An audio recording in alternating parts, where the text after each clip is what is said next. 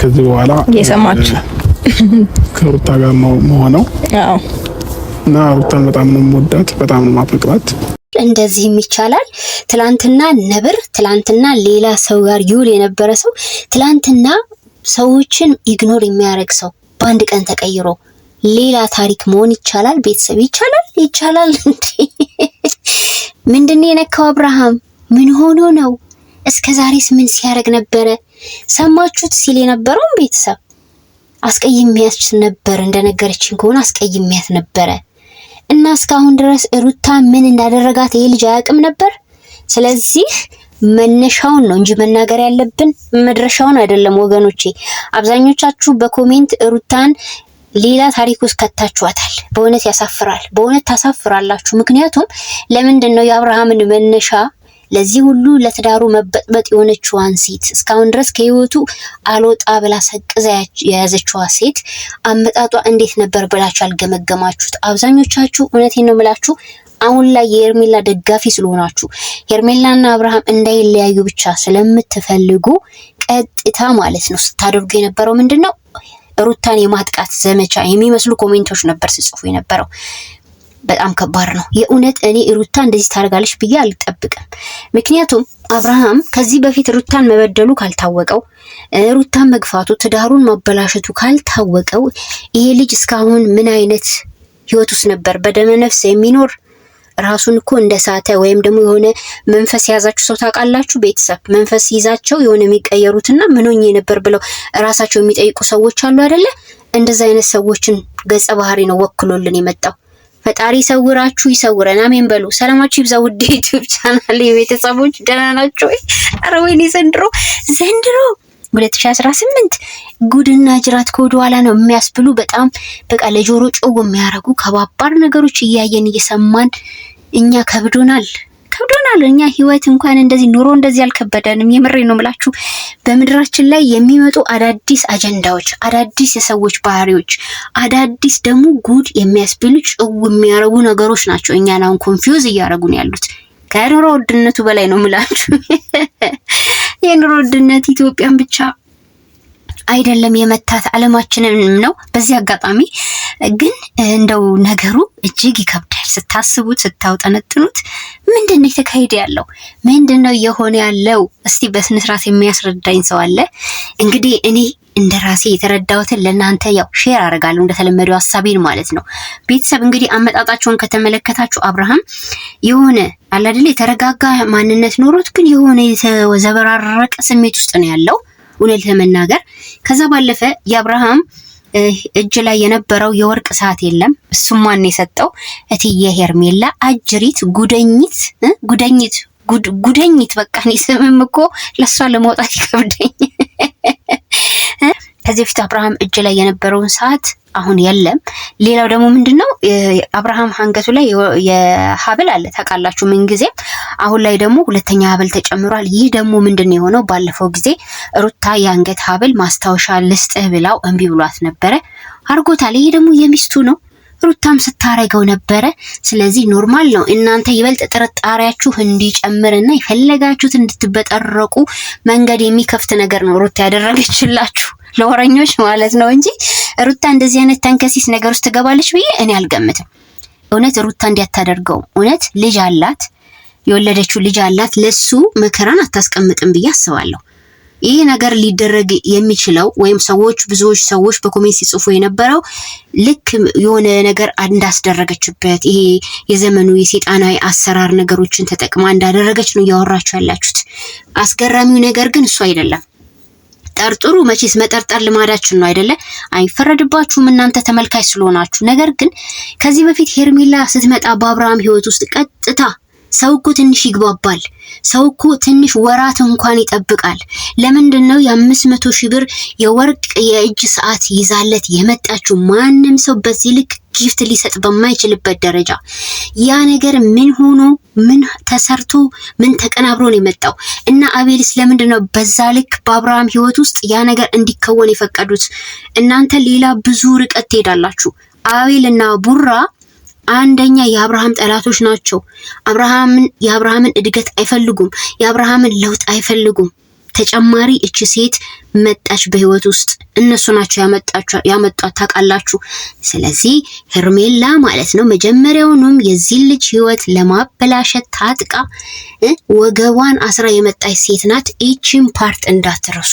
አሁን እጃችሁን እንዲህ ወደ ሩታ የጠቆማችሁ ሰዎች ማለት ነው የሄርሜላንም ታሪክ አትርሱ። ሄርሜላ በምን ልክ አብርሃም ህይወት ውስጥ እንደመጣች እንዳትረሱ ላስታውሳችሁ ነው የምፈልገው።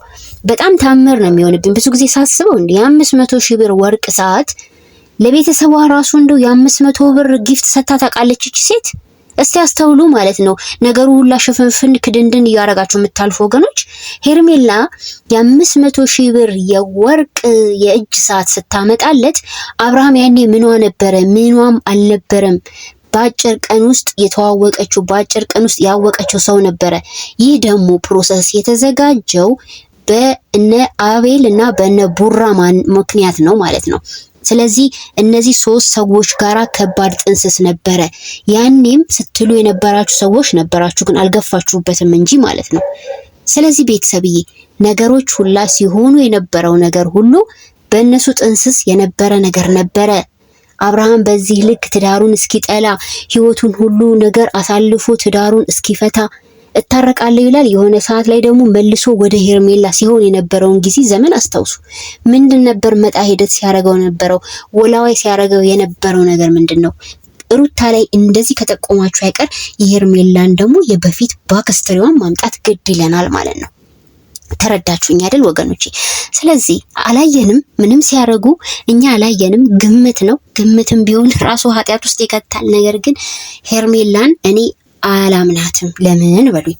አንደኛ ነገር እውነት ቤተሰብ ህሊና ያላችሁ ወገኖቼ በደንብ የምታስተውሉ ካላችሁ እንደው ምንም ቢሆን እህት አላት አይደለ ሄርሜላ ከእናት የተወለደችው አይደለ? የሩታ ትዳር በዚህ ልክ ብጥስጥስ ብሎ ሌላ ታሪክ ውስጥ ሲገባ የሱ ቀንደኛ ተባባሪ ሆነ አብርሃም እንዲለያይ አርጋ ወደ ራሷ ህይወት ስታስገባው አያችሁ። ሰው ብትሆን ያን ይሰማት ነበረ። አያችሁ ህሊና ቢኖራት ኖሮ ሄርሜላ ይሄን የመሰለ አንድ ፍሬ ህፃን ልጅ ለአንዲት ምስኪን ሴት አሳቅፋ አብርሃምን ወደ ራሷ አትወስድም ነበረ። መጀመሪያ ሄርሜላ ጋር ከባድ ትልቅ ችግር ስለነበረ ነው። ሄርሜላ ለነዚህ ህይወቶች ካልሳሳች እመኑኝ ለአብርሃም የመፈለገችውን ነገር ከማድረግ ወደ ኋላ አትልም። ምኑንም ጢምጢሙንም በሉ ምኑንም ብሉ ከማድረግ ወደ ኋላ አትልም። ይሄ ደግሞ እኔ 100% እርግጠኛ ነኝ። እንደዚህ አይነት ሰዎች ቤትም በኩል ዞሮ አጥፊዎቻችሁ ነው የሚሆኑት። አያችሁ አመጣጧ ጥሩ ያልነበረች ሴት ለአብርሃም ጥሩ ነገር ይዛ ትመጣለች ማለት ዘበት ነው። እሷ በቀጥታ በእውነተኛ መንገድ አይደለም አብርሃምን የቀረበችው። እሷ አደረገች ካላችሁ ተደርጎበት ነው ያላችሁ ወገኖች ካላችሁ እጃችሁን ወደ ሩታ ሳይሆን መቀሰር ያለባችሁ መጀመሪያ ላይ ለአብርሃም የእጅ ወርቅ ሰዓት ይዛለት የመጣችሁን ሄርሜላን ጠርጥሩ። ጀግና ከሆናችሁ ከእውነት ጋር ተጋፈጡ እስቲ። እሱ አይደል እንዴ ያኔ የተቀየረው? ከዛ ጊዜ በኋላ አይደል እንዴ ሩታን አይንሽ ላፈር ያለው ይሄ ልጅ? እሺ ታዲያ ይሄንን ነገር እንዴት ችላ አላችሁት? ዛሬ ላይ በአንድ ጊዜ አብርሃም ወደ ሩታ ሲመጣ ለምንድን ነው ይሄ ነገር ታምር የሆነባችሁ? በእርግጥ ድንገታዊ ክስተት ስለሆነ ትላንት ከሄርሜላ ጋር አይተነው ዛሬ ከሩታ ጋር ተገልብጦ ሚስቴ አይደለሽ እንዴ ማን ይገባል በማከላችን ብሎ እንደ አዲስ ነገር ሲያወራ ያስደነግጣል። አዎ እኔም ራሴ ግራ ገብቶኝ ነበረ። ነገር ግን እጁ ላይ የነበረው ሰዓት የለም። አይታችኋል። ሄርሜላ የክፋት ስራ ሰርታለች። የክፋት ስራዋ ነው ሩታን እንዲጠላ አድርጎ ወደ እሷ የወሰደው። በቃ አሁን ነገሩ ተፈታ ያሉት እነ ኤፍሬም በዛ ነው እንጂ የፈለገ ቢሆን ኤፍሬም ለገዛ ወንድሙ እንደዚህ አይነት ስራ ይሰራል ብላችሁ ታስባላችሁ? የተገፈፈለት ነገር ሩታ ያረገችበት ምንም ነገር የለም። የተገፈፈው ሄርሜላ በአብርሃም ላይ ስታረግ የነበረው ከባድ ነገር ነበረ። አሁን ሄርሜላ ማን እንደሆነች በደንብ ግልጽ የሚያሳይ ቪዲዮ ነው አሁን የወጣው። ጣታችሁን ወደ ሩታ ተጠቁሙ። አሁንም እምላችሁ እስቲ መለስ በሉና የሄርሜላን ቪዲዮ እዩ። ሰዓት ካመጣችለት ጊዜ የነበረውበት ጊዜ ጀምሮ የተቀየረው ባህሪው ሲያደርግ የነበረው ነገር ሚስቱን እንዴት እንደጠላ እንዴት እንደሚያመናጭቃት ታስታውሳላችሁ? በእነሱ ህይወት ውስጥ ከአብርሃም ህይወት ውስጥ ማለት ነው ብዙ ሴቶች መጥተዋል እንዳልኳችሁ። ሁሉም ግን ዝም ብሎ አባሮም ቢሆን ተናግሯቸውም ቢሆን በቀላሉም ቢሆን ከህይወት ወጥተዋል። እንደ ሄርሜላ ግን እንዲስቅዝ አርጎ ይዞት ትዳሩን እስከ ማፋታት ያደረሰ ሴት ሌላ የለችም። ተረዳችሁኝ? አሁን ስለዚህ የዛሬው ቪዲዮ ግራ ያጋባል። አዎ ሾኪንግ ነው። እኔ ራሴ በጣም ደንግጫለሁ። አብርሃም ከቀልቡ አይደለም አሁንም ያለው። ስለዚህ እዚህ ጋር የሩታ ሁለተኛ ወርቅ አንገት ሐብል መደረቧ መጀመሪያውንም የራሷ የነበረውን ነው ያረገችለት። ምክንያቱም ከዚህ በፊት ይሄን ስጦታ አልቀበላትም ብሎ ነበረ፣ አርጋለት መጣች። የሩታን በቀናነት ነው ማየው፣ በቀናነት። ምክንያቱም ልጅቷ ዘመኗን ሁሉ በቀናነት ያሳለፈች ሴት ናት። በሰዎች ትንኮሳ፣ በሰዎች መጥፎ ሀሳብ ብቻ ነው ክፉ ነገር ውስጥ ከዚህ በፊት የገባችሁ ብያችኋለሁ። ሩታ ይሄን ያህል ክፋት ያላት ሴት አይደለችም። በሩታ ይሄን ያህል እኔ እንጃ፣ እኔ መጠራጠር እንትኑ አልመጣልሻለኝ።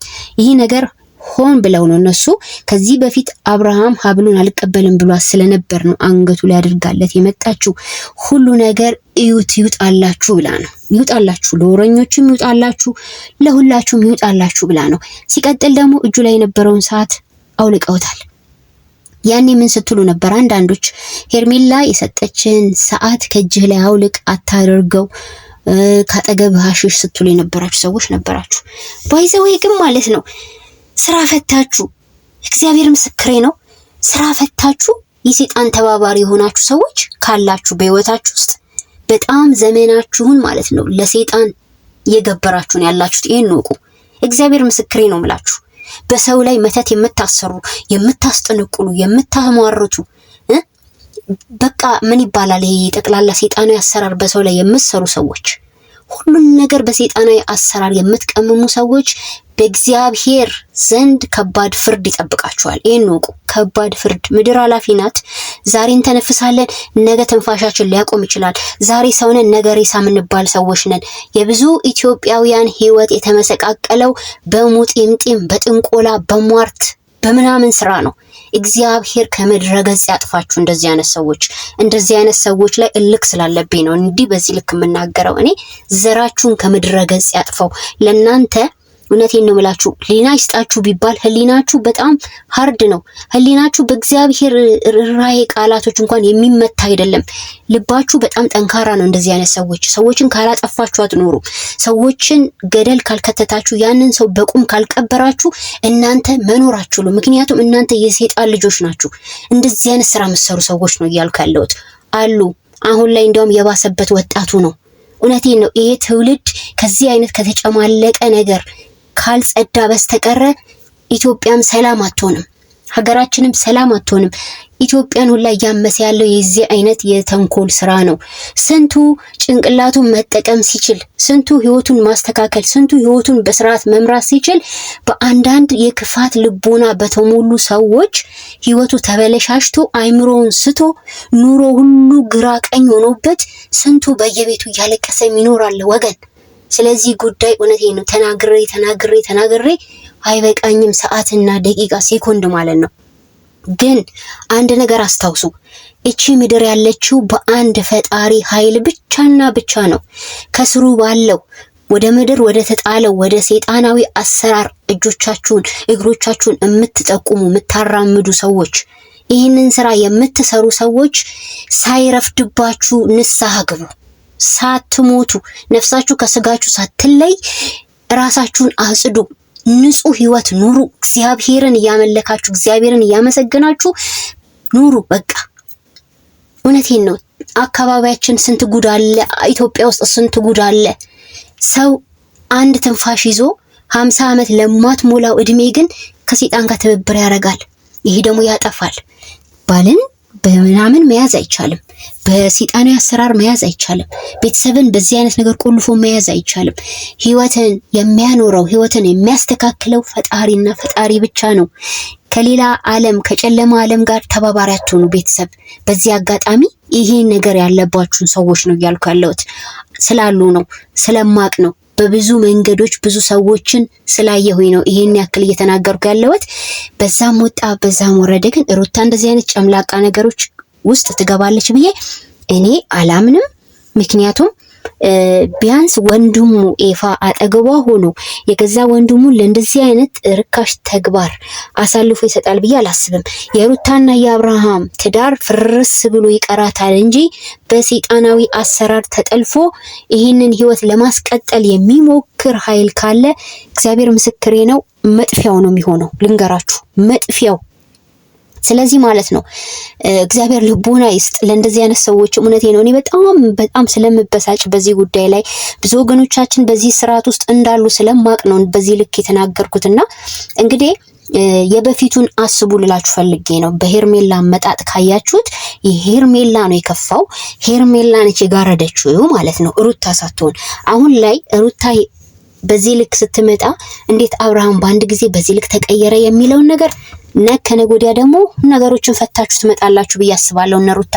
ምክንያቱም ለሚዲያው ግልጽ መሆን አለበት። አሁን ላይ አብርሃም የሚያሳያቸው ባህሪያት ከዚህ በፊት የተፈጠረውን ነገር እንደማያውቅ ሆኖ ነው የመጣው። ይህንን ደግሞ አወሳስባችሁ ድፍንፍና አድርጋችሁ እንድታልፉልን አንፈልግም። በግልጽ ተነግሮናላችሁ። ምክንያቱም ይህ አይነት የሰይጣናዊ አሰራር ስራ በዓለማችን ሙሉ ህዝባችንን ዓለማችንን እያበላሸ ያለ ህይወት ስለሆነ ምንም ሚስጥር ሊሆን አይችልም። የአደባባይ ሚስጥር ነው። ሁሉም ሰው የሚያውቀው ጉዳይ ነው። በየቤቱ የሚንሾካሾኩበት ጉዳይ ነው። አጥሩት፣ ለሌሎቹ ትምህርት ይሆናል። አትሸፋፍኑት። ይህ አይነት ስህተት ውስጥ የገባና ሰይጣንን ያስደሰተም ሰው ካለ በቁሙ በህይወት እያለ ወደ እግዚአብሔር መንገድ ይቅረብ፣ ንስሐ ይግባ፣ የበደለውን ይቅርታ ይጠይቅ በቃ እንጂ እንደዚህ ተላልፈን ዝም ብለን ተሸዋውደን አንተላለፍም። በዚህ ጉዳይ ለምንድነው ኮሜንት ሙሉ ስለ ጥንቆላ የሚያወራው? ለምንድነው ኮሜንት ሙሉ መተት ነው እያለ የሚናገረው? ምክንያቱም ድርጊቱ ነው። ከሄርሜላ ጋር በነበረ ሰዓት ሩታን ጥልቶ ትዳሩን ጥልቶ ልጁን ሁሉ አልፈልግም እስከ ማለት ደረጃ ደርሶ ነበረ። አሁን ግን በአንድ ጊዜ ሩታ የፈታነው ችግር አለ አሉ። ችግሩ ደግሞ የተፈታበት ምክንያት ለኦዲየንስ ግልጽ መሆን አለበት ነው የሚለው። ቤተሰብ ሀሳብ የተመቻችሁ ኮሜንት ጻፉልኝ፣ አነባለሁ። ያጠፋሁት ካለ አስተካከላለሁ፣ እታረማለሁ ማለት ነው። በተረፈ ግን ማለት ነው እኔ አብርሃም ሙኝ ሆነብኝ። እኔ ቤተሰብ የምሬን ነው። በቃ የሆነ አዲስ ፍሬሽ አብርሃም፣ ክፋት የማያውቀው አብርሃም፣ አንድ ሰሞን ላይ ሚስቱን ያልበደለ አብርሃም ሆኖ ነው የመጣውና ኦ ማይ ጋድ እኔ እንጃ፣ እኔ አላቅም። ግን ቤተሰብ ሁላችሁም በጣም ትኩረት አድርጋችሁ ኮሜንት መጻፍ ያለባችሁ ለነሩታም ቢሆን ነገሩ በምን መልኩ ነው የጸዳው ኦዲየንስ ሊያቅ ይገባል። ማስተማሪያም ከሆነ በዛው ልክ ደግሞ ሁሉም ሰው ተምሮ በዚህ ህይወት ውስጥም ያለ ካለ ህሊናው ጥፋት እንደሆነ የሰራው ስራ ተሰምቶት ከዚህ ህይወት እንዲወጣ ማስተማሪያ ሊሆን ይገባል። መተላለፍ የለም በዚህ ጉዳይ ማለት ነው። ስለዚህ እንግዲህ ሚስቴ ሩታ ናት፣ ህይወቴ ሩታ ናት፣ ወዳታለሁ፣ አፈቅራታለሁ ብሏል። ሄርሜላ በመጨረሻው ሰዓት መታ ደንግጣ ነው ከወንድሟ ጋር እንግዲህ ግራ የገባት ቪዲዮ ያለቀው። በህይወታችሁ ውስጥ እንደዚህ አይነት ነገር አይከሰትም እንዳትሉ፣ ይከሰታል። የአጋንንት ስራ መጥፎ ነው። የአጋንንት የሰይጣን ስራ መጥፎ ነው። ሰዎች የሰውን ህይወት የሚቆልፉት የሰውን ህይወት የሚያጠምዱት በዚህ አይነት ስራ ነው። እግዚአብሔር ልቦና ይስጣቸው። እግዚአብሔር ወደ መንገዱ ይመልሳቸው። እንደዚህ አይነት ሰዎችን በጣም ነው የሚያሳዝኑኝ። ኩርት እንዳላችሁ አንድ ፈጣሪያችሁን እንደወደዳችሁ ለሱ እንደተገዛችሁ ኩርት ብላችሁ እንደመሞት የሚያስደስትና ለህይወት መንገድ የሆነ ነገር የለም። በቃ እዛ አልተጨማለቃችሁ። እውነቴን ነው። ንክኪ የሌለው የሰይጣንን መንገድ የሚያሳምር ነገር ሳታረጉ እግዚአብሔርን ብቻ ወዳጄ እንዳላችሁ መሞት መታደል ነው። ንቁ ወጣቶች ንቁ። በዚህ ዘመን ምን እየሆነ እንዳለ ስለምናቅ ነው። በዚህ ዘመን እኮ በዚህ ወጣትነት እድሜያችሁ በየጥንቋይ ቤቱ፣ በየውቃቢ ቤቱ፣ በየምኑ ቤቱ የሚርመጠመጡ ወንድመቶቻችን አሉ እዚሁ ሀገራችን ውስጥ በብዛት ነው። በየቤቱ በየምኑ ሰው ተቸግሮ ነው ያለው። ሰው እሳት ውስጥ ነው እየኖረ ያለው። ይሄ ነው ከኢትዮጵያ ምድር መጽዳት ያለበት። እውነቴን ነው። እድገታችንን እየገደበብን ያለው፣ በረከታችንን እየወሰደብን ያለው የሰይጣናዊ አሰራር ነው። ይሄ ነገር ደግሞ ሙልጭ ብሎ የሚጠፋው እኛ ግንዛቤ ሲኖረን፣ መቼስ ፈጣሪ ብቻችን ምድር ይዞ እንዳለ ሳናቀርተን አይደለም። በዚህ ህይወት ውስጥ የምንጨማለቅ ሰዎች ማለት ነው። ፈጣሪንማ ታውቃላችሁ በደንብ አድርጋችሁ። ግን ደግሞ ለዚች ከንቱ ዓለም 50 ዓመት ይሁን 60 ዓመት ለማንኖርባት ዓለም የሰይጣን ቤት ሄዶ ሰይጣናዊ አሰራር ሰርቶ የሰውን ህይወት መቆለፍ ማለት ይሄ የአእምሮ ዝግምተኝነት ነው። እውነቴን ነው። ህሊና ያለው ሰው ይሄን አያረግም። ራሳችሁን ለዲያብሎስ አትሽጡ እንዲህ አይነት ሰዎች። ለማንኛውም ቤተሰብ እኔ ለሩታና ለአብርሃም መልካም ነገር እመኛለሁ። ሳያቅ ገብቶበት ከሆነ እግዚአብሔር ይማረው፣ እግዚአብሔር ይመልሰው ወደ ህይወት መስመሩ። ግን ይሄ ነገር ተሸፋፍኖ እንዲቀጥል አንፈልግም። ግልጽ አድርጉልን። ያጠፋውም ከጥፋቱ ይመለስ። ነገሮችን ደግሞ ማስተማሪያ አድርጉ እንጂ አትሸፋፍኑ። አትፍሩ። የምትፈሩት ነገር ምንም እንደሌለ በብዙ ቪዲዮዎቻችሁ እንደፈለጋችሁ ናችሁ ስመጡ። ይሄንን ነገር ግን ፈርታችሁ ሸፋፍናችሁ እንድታልፉ እኛ አንፈልግም። ግልጽ ነገር ሆኖ ሰዎች ይማሩበት ነው የምለው። የተሰማችሁን በኮሜንት አስቀምጡ። ቤተሰብ ስለነበረን ቆይታ ክብረት ይስጥልን። ላይክ፣ ሼር፣ ሰብስክራይብ ማድረግ አትርሱ። ወዳችኋለሁ። ባይ ባይ።